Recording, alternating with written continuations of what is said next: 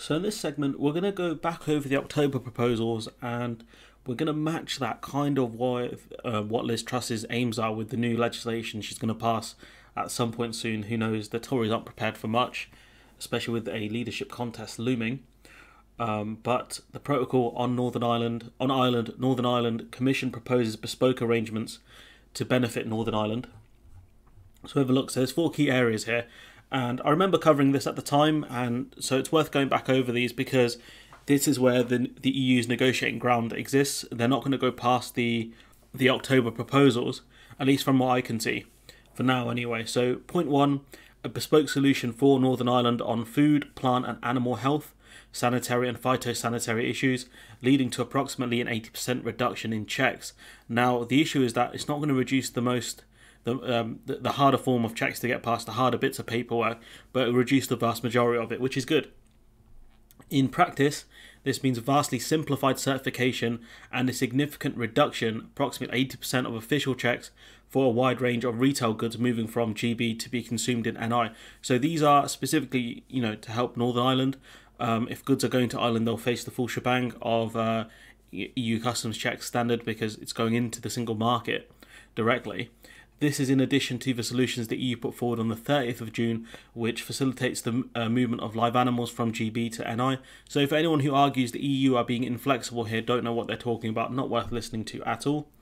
In order to protect the integrity of the single market, this would be subject to a number of conditions and safeguards. So it is a give and take here. The EU want more access to data for products going between GB and NI, which the UK has failed to deliver on, even though we were meant to give that in the first place. So this is a commitment delivering on the construction of permanent border control posts, which makes sense because this again in itself will help alleviate the checks so long as you have enough staff to actually process the customs paperwork. Specific packaging and labelling indicate that goods are only for sale in the UK. Now that again is a really good thing because although it's going to cost businesses more, what it will mean, it'll make it far easier for, if you look at packaging, it says for consumption in Northern Ireland only, it doesn't need to go through all the customs checks. And if those goods then leak into Ireland or another EU member state, they can see it says, look, for consumption in Northern Ireland only, something's gone wrong. So we can go back and we can retrace our steps to see how this managed to get into Ireland or Spain, for example, like that. Again, makes perfect sense. Safeguards would include a rapid reaction mechanism to any identified problem in relation to individual products or traders, so they can look into who's actually, breaching the system, and unilateral measures by the EU in case of failure by UK competent authorities or the trader concerned to react to or remedy an identified problem. So the EU are saying if there's some sort of failure in the system, we want to be able to act on our own to rectify the problem and not have to rely on the UK side. They talk about by the failure by competent authorities. So essentially, if goods that are marked as NI only manage to get into Ireland, for example, it means the system has failed. So the EU want a mechanism where they can speedily stop the leak, essentially, which makes sense. These specific conditions and safeguards would provide a robust monitoring and enforcement mechanism that would make a significant reduction of checks possible without endangering the integrity of the single market, because the EU's first goal is to protect the single market. Everything is kind of secondary to that. The protocol is secondary to that. Flexible customs formalities to facilitate the movement of goods from GB to NI, a 50% reduction in paperwork, which again shows you how flexible they are. You're talking about a reduction in 80% of checks, so there'll be less checks and now a 50% reduction in paperwork. Again, great stuff. The solution consists of measures that will simplify and make customs formalities and processes easier. It will cut in half the documentation needed for goods moving from GB to NI. This is also subject to safeguards such as the UK committing to providing full and real-time access to IT systems. Now, from what I've heard, it's speculation on my part, the data that the UK are offering is about 2 weeks behind, which is kind of useless. A review with a termination clause, so essentially if things go wrong, the EU can just tank this, which makes sense because if they are going to, it means there's some sort of failure in the system. And for UK customs and market surveillance authorities implementing appropriate monitoring and enforcement measures. So to make sure the UK actually does our job on the front end rather than relying on the EU to say, oh look, these goods shouldn't be here, what the hell happened? So to make sure the UK is actually doing their job. When taken together, these bespoke solutions for both SPS and customs will create an express lane for the movement of goods between GB and NI. So if we actually go back and look at Liz Truss's proposals, she proposes green and red lanes for goods travelling between GB and NI. So you can kind of call it a similar kind of thing, an express lane and a green lane, and ensure goods moving between the UK are freed of unnecessary bureaucracy that are not destined for the EU. And again, it kind of does fit into that narrative of a green lane. The problem is there's still going to be paperwork needed in order to use the express lane. And what Liz Truss has tried to argue in the past is there should be no documentation for goods moving between GB and NI. But then how do you know where those goods are going? That's a key problem. So I think having paperwork makes sense. Is reducing the paperwork also makes sense. Having a trusted trader scheme, these things make a lot of sense. And the simple fact is the UK needs to understand that. And of course the DUP need to understand that things will never go back to the way they were until we rejoin the customs union and single market. But that in itself is a very tall order, because one does not simply rejoin the single market and customs union. EFTA exists amongst other things, so it's very confusing. And my highlighter is not working currently. But yeah, the point of the express lane, it makes sense. Enhance the engagement with Northern Ireland stakeholders. So this is another thing, talking directly to the executive in Northern Ireland and the MLAs, it makes a lot of sense as well. These proposals aim to exchange of information with stakeholders and authorities in Northern Ireland with regard to the implementation of the protocol and relevant EU measures. So if you talk to them in advance and say, look, certain things have changed, we need to be more vigilant for these strains or whatever, bacteria, etc. It gives Northern Ireland advance notice of any more increased checks or any further issues they need to look out for. This solution consists of establishing structured dialogues between Northern Ireland stakeholders, the authorities, civic society and businesses, and the Commission. So the EU are being open and having dialogue with the stakeholders in Northern Ireland, whilst the British government doesn't do that. The only thing the British government does is lie to them. This would involve the creation of structured groups with the participation of experts to discuss relevant EU measures that are important for the implementation of the protocol. So this would be probably similar to what the EU does with Switzerland, where they'll have conversations with the Swiss. The Swiss won't get a vote on it or anything like that, but they can kind of air any grievances they have. Northern Irish stakeholders would also be invited to attend some of the meetings of the specialised committees, so they might not be able to speak in them, but at least they can listen to see what's going on.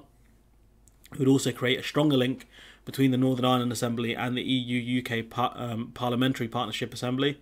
A website would also be set up in order to show a clear and comprehensive way that EU legislation is applicable in Northern Ireland. So that again makes it way easier for people in Northern Ireland, rather than looking through reams and reams of EU websites and having no idea where to look. Having a specialised website which will talk about the specific EU legislation impacts on Northern Ireland would be a great thing.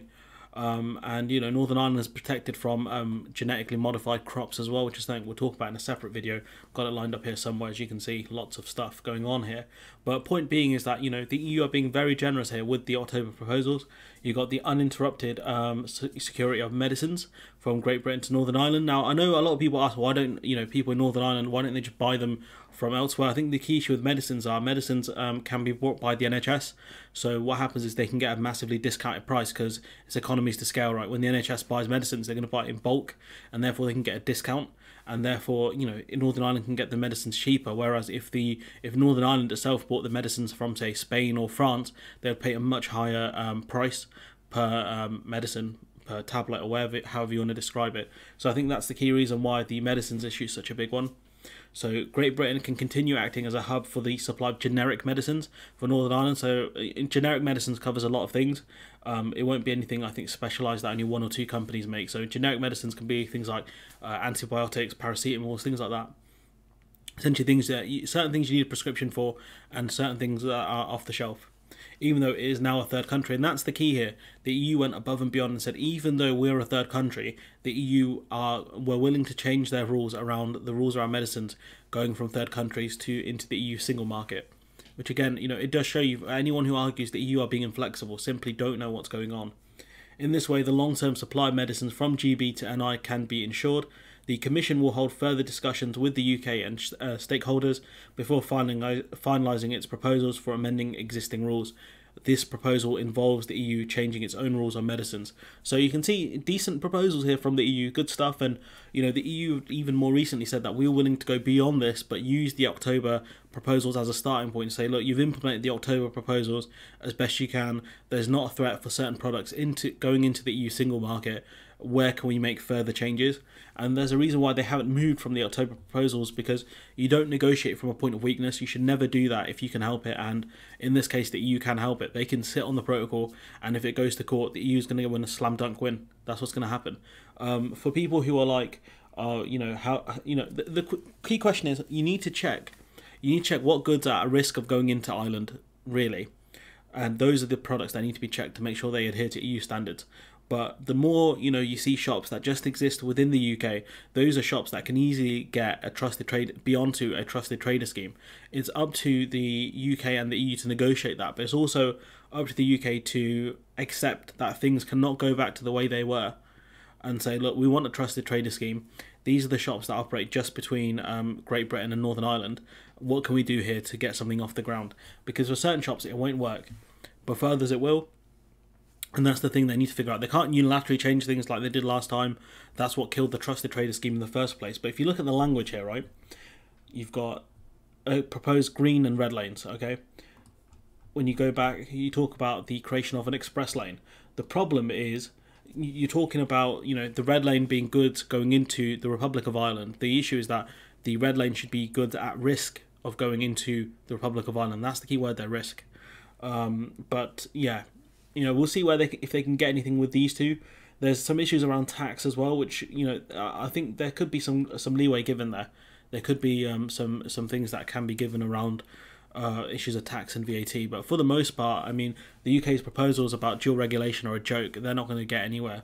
But these October proposals are pretty decent, in my opinion. But anyways, look, before I talk endlessly about what happened in October, let me know what you think in the comments below. Like, comment, share, subscribe. Support the channel on Patreon if you can. And hopefully I'll see you in the next one.